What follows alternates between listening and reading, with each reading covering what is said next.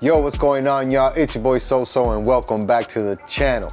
Make sure you're hitting that like, comment, and subscribe button, and more importantly, turn on those notifications. That way you guys get notified when we drop hits like this.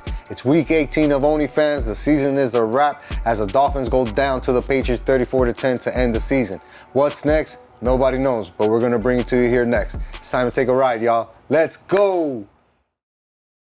Yo, fans up in the building, rep the gear from toe to ceiling. 305 stays on the brim, by 95 we popping wheelies. On the way out to the rock, time to see the trio fly. OBJ, Tyreek, and Waddle, speed and swag solidifies. Tools, Babby in the pocket, got my D coordinating. With the Weaver operating, on the sideline formulating. Strategizing for that dub, let's get A-Train on the track. Chubbs and Ramsey, Phillips healthy, boy, we bout to crack some backs. Time to change the narrative, F off with all due respect. Criticism at its finest, break the cycle down the stretch. Top dog offense in the league, let's keep it going postseason. Bring that heat in cold weather, that's a Dade County reason. OnlyFans, presented by Sports with So-So. Presented by Sports. You know what bothered me the most about that game on Sunday? Oh my God, how much time you got? I got a lot of time, but I'm gonna tell you what bothered me the most. One specific thing? One specific thing. Nah, I'm not sure. Why though? One specific thing. Why the fuck did they give us a 4:30 game, dog? Could have gave me a 1 o'clock game, done. Watch the rest. Get it out of the way early. Watch the rest of. You know what I mean? Like, especially if we were gonna get mopped up. You know. Yo, we got dogged by the Patriots. Like, we thought it was gonna be a little closer than that, and it was not, man. No. They went belt to ass on us, bro. Yeah, and it makes sense, right? That's a team in form, right? That's a team fighting for playoff positioning. They obviously won the AFC East division, so they had a lot to prove, right? They want to go into the postseason with some type of real momentum to really take advantage of what's happening in the AFC, right? Monday Night Football happens, Ravens lose on a last-minute field goal attempt. Last second field goal attempt really to the Steelers. Steelers get in the playoffs. Ravens are out. So now some of the Titans that we've seen in the AFC, right? Lamar Jackson and the Ravens, Chiefs and Mahomes, Bengals and Burrow, all out. And the only one left standing is the Bills and Josh Allen. So Patriots look like they had to make a statement, and they made it. Right? They used us as an example. And that's not to say that there weren't good things in the game, right? But it was a bad game for the Dolphins. It wasn't a whole lot of good. Nah. I mean, not for us, at least. Yeah, for sure. No, like no Jalen Waddle, no A-Chan. Like, what are you expecting? You know what I mean? Like, what are you really expecting from viewers to go out there and what, be productive? No, dude. Yeah. You know, and he wasn't. Under 200 yards again, threw 2 picks. Just a rough day. But he did throw a touchdown, and which is funny. I posted that poll on the Instagram, right, whether or not the Dolphins would score a touchdown, and like 70%, 65% were like, yeah, of course, and I'm like, those are the same motherfuckers that were sweating the game before that touchdown even happened, because we didn't see the end zone again after that. Yeah. Right, completely blanked out. Nope. Couldn't move the ball. Couldn't move the ball at all, man. And there's not a whole lot to talk about when it comes to the game, right? I'm sorry. I know you want to hear us bitch about the game, but like, there's nothing to bitch about in the game and you don't care, right? Because we knew that it wasn't going to make or break our season regardless. Yeah, exactly. So what I think the focus for this OnlyFans is, right, is what was said after the game, right? Pretty big news, I thought. Extremely. Kind of went under the radar a little bit. Yeah, big news. Go ahead, break it down. I mean, we got Troy Aikman now on staff as a consultant for who we should hire for GM moving forward. Yeah. That's the way I have it understood. Completely correct. And, you know, when I posted about it, you know, it struck me as odd, right? And the more I thought about it, it made more sense, right?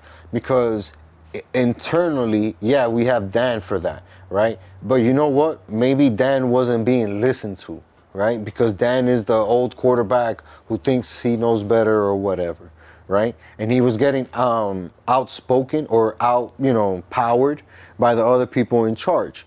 You know, there's always that snake that whispers to the boss's ear, right? And that's what Greer was. No, we don't have to get these guys. Don't worry about getting this guy, or we should sign this guy.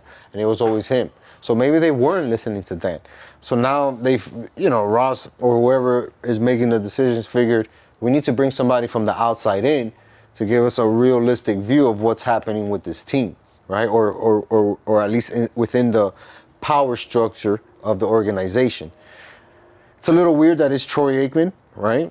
Why?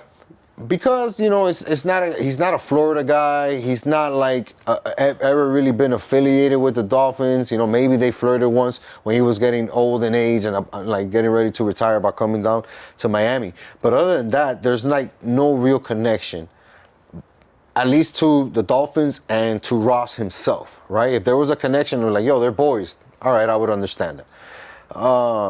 Maybe they are. No, they're not. They're not. Well, I mean, maybe they're in that I get it, NFL right? fraternity, I get it. Like, have they crossed paths before? Absolutely, right? And that's what I think the positive is about having a guy like Troy in. I think, not to get off subject, but I think they're closer or know each other better than we think. Because why else would we bring him in?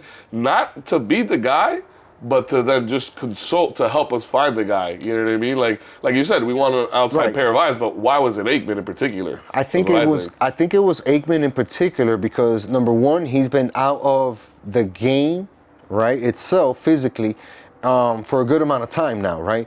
So that's allowed him to take the proper step back from football, right, to give it an overview. And also, he's had multiple titles since he retired from playing football. He did TV, he did some sideline reporting, he did opinionated TV. Like, he's done a lot of roles. He even worked in the NFL for a little bit. And now he's on a program, right, doing in-game commentary. That's where I think his strength comes, right? He's talking to people all the time. He's talking to GMs. He's talking to assistants. He's talking to scouts. He's talking to all these guys, gathering information and data, right, to do his daily job, right, which is being on TV and speak properly.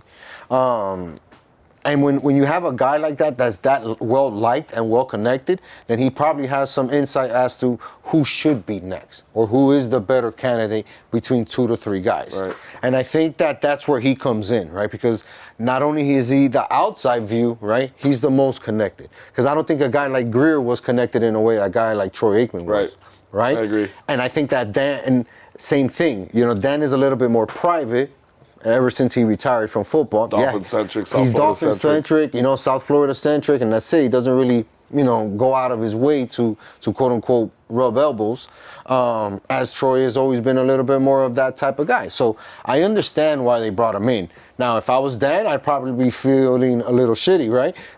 In the sense of like, I've been telling this guy for years, nobody's paid attention to me, and now you want to hire this guy, you know what I mean, to come here and tell you the same thing. That's the only way that I would see that Dan would be salty. But I think that's more of a reflection of the room, right? Not necessarily of Dan. It's more of a reflection of Ross and who he trusted or trusts to get his information from in order to make the decisions, right? And I think that's where they find themselves at a crossroad. That was one of the biggest things leading into Monday, right? Because Monday is Black Monday pretty much in the NFL, right? You get all these coaches that get fired, and we saw 4 coaches get fired. They didn't even wait till Monday. They didn't even wait. Some of them got fired on Sunday. On Sunday, bro. Sucks, brutal. Right?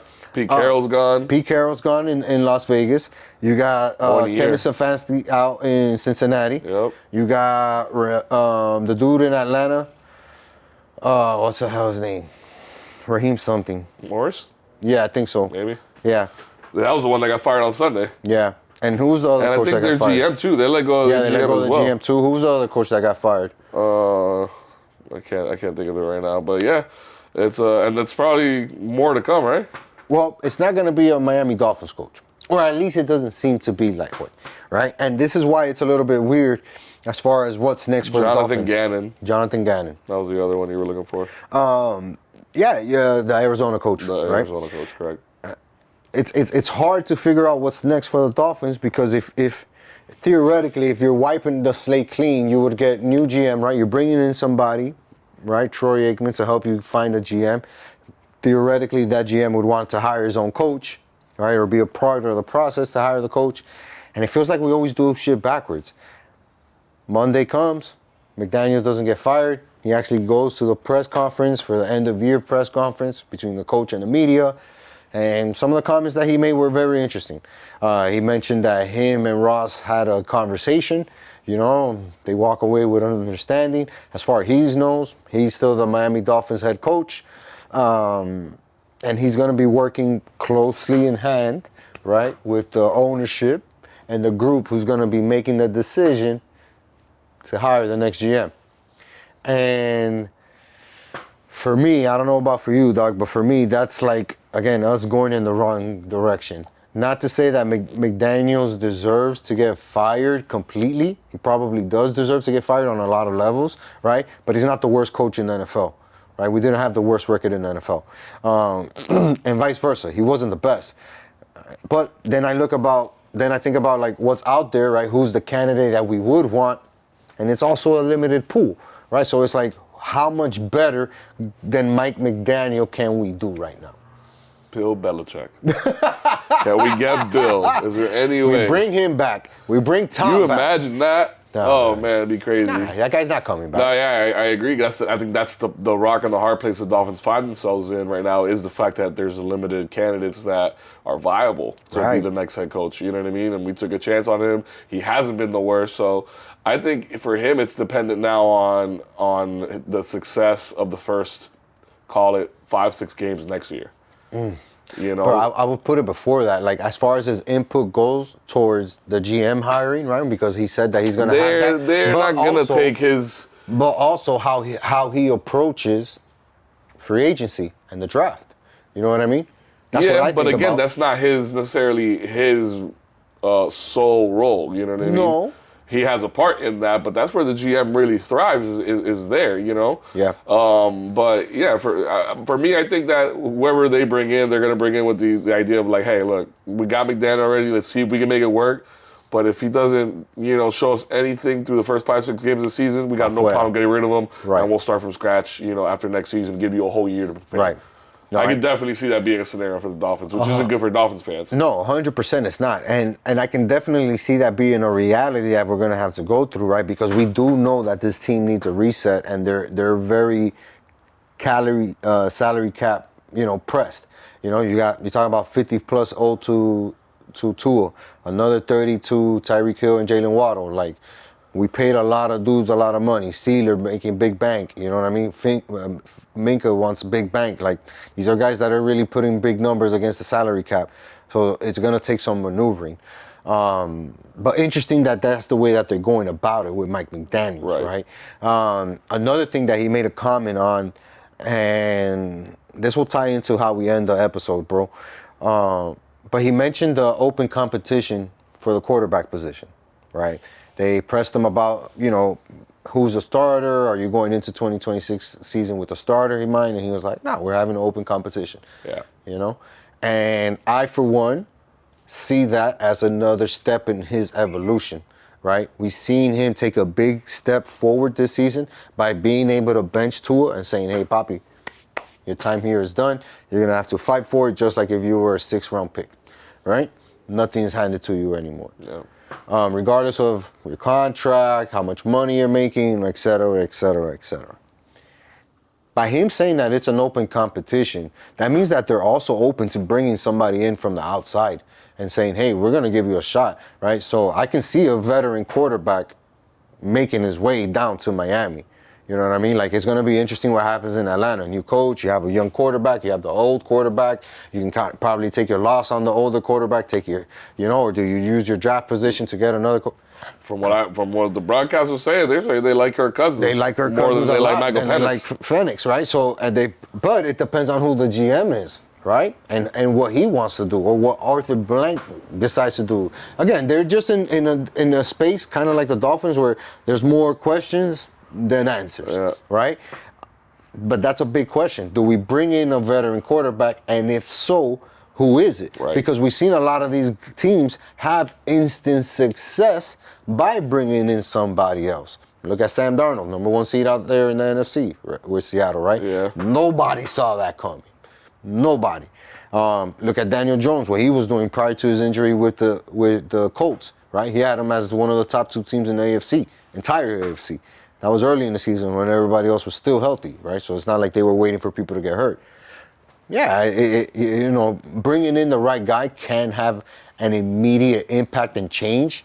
I'm just, again, I hate to use the word again, but just interested to see how this shit works out for the Dolphins and what moves get made by the GM and the coaching I think staff. the most the next thing up is who's leaving. Yeah, Right, that's what we're gonna start seeing is like who's not gonna resign, you know, who are we just gonna get rid of, you know, Yep. to try to open up some salary cap.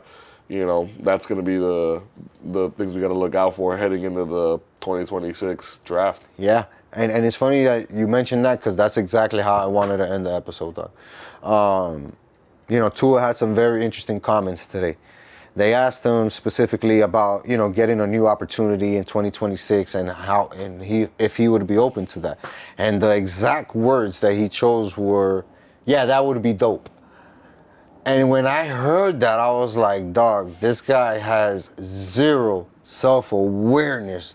He does not know when to shut up. He is a master at putting both his feet inside of his mouth while speaking simultaneously. You're so over this guy. Dog, that's not even like being a smart professional. You know what I'm saying? Because if you're a smart professional, you'd be like, man, I'm not focused on that. You know, I'm focused on whatever I got to do to get better in order to make sure I solidify the starting QB here as the Miami Dolphins. You know, I really care about this team. And dog, you could have said a million things. Right. Except for that. Right. But he chose to say, yeah, that'd be cool, man. A new place, sure. Why not? Why not? And it's like, you know, this mic is on, right? Tua? Like, this isn't fucking a podcast where we can go come back and erase some of the dumb shit you say. That in itself just lets me know, dog, that in his mind, he is physically checked out of not only the Dolphins, but football in general. That guy is dying for the offseason to start. Like, I would be super surprised if he wasn't on a plane today heading back to Hawaii, dog. Oh, true. I guess you go back to the mainland when you're... Go vacation, kid. Yeah. For him, it's not, because it's just going back home. Yeah, but and he's got the bankroll to take care of it, right? Yes, he does. So, and you can tell, dog, smackers. just from those comments alone, dog, doesn't mean, like, again, and I don't know, maybe I'm reading too much into it, but a guy whose life evolves around football wouldn't make that comment. Not whether he's a good quarterback, bad quarterback, good football player, bad football player, just a guy in general who's in the trenches, you know what I'm saying? J.J. Watt would never make a comment like that. No. Right? Never. But the thing is, true, man, with Tua, I can't think of one good soundbite where he has said something in an interview. Yeah. And you go, oh, you know what? Like, you just dropped some knowledge, or like, right. Yo, that was hard. That was a bar, right? Like, there's none of those. Dog. But there are so many questionable moments that you're like, why would you say that? Dog. So makes no sense, man. You get your bell rung one too many times, bro. Yeah. You just start spewing at the mouth. You don't know what you're saying. His truth meter. meter. Like this podcast. Yeah, right. His truth meter is through the roof, dog. Like, that guy is incapable of lying, dog. Like, that guy doesn't cheat, obviously, because he sucks at lying, dog. Yeah, exactly. You know, Coach, I touched the ball. I touched the ball. That totally would be too, like, or even snitch, like, Coach, I saw him touch the ball. Yeah, right? He's such a snitch. It's a championship game. Fucking Tua, man. But yeah, bro, he won't be a Dolphins problem too much longer, right? It seems, but it will be interesting. We're gonna put that keyword somewhere, dog, to see how the Dolphins play it out with Tua and the rest of the staff, man. Like Joel mentioned, we know that there's a lot of cuts to be made, a lot of maneuvering, salaries to go around. So these next couple of weeks, man, you're not gonna hear a lot from us, but you will see a lot on our Twitter and Instagram page, because we'll be posting and reposting the news as it comes out. And then once the offseason is fully in swing and we got some news to report, OnlyFans offseason will be back, and we'll drop that one on you guys before the season is over, man. But not the season that we had in mind. No, but the one that we got. The one that we got and the one that we pushed through, man. Thanks to you guys for tuning in and being a part of this bad boy. Yeah, dog. No more Tua in 2026. It's still and always will be Fins up, baby. Fins up. For life. Yeah. For life. You guys know what to do. Tell a friend to tell a friend to tell a friend. Make sure you're hitting that like, comment, and subscribe button. More importantly, turn on those notifications. Wow, Tua's fucking me up. Yeah. Tua's fucking me up. That way you guys get notified when we drop hits like this. Till next time. Peace. Fins up, baby.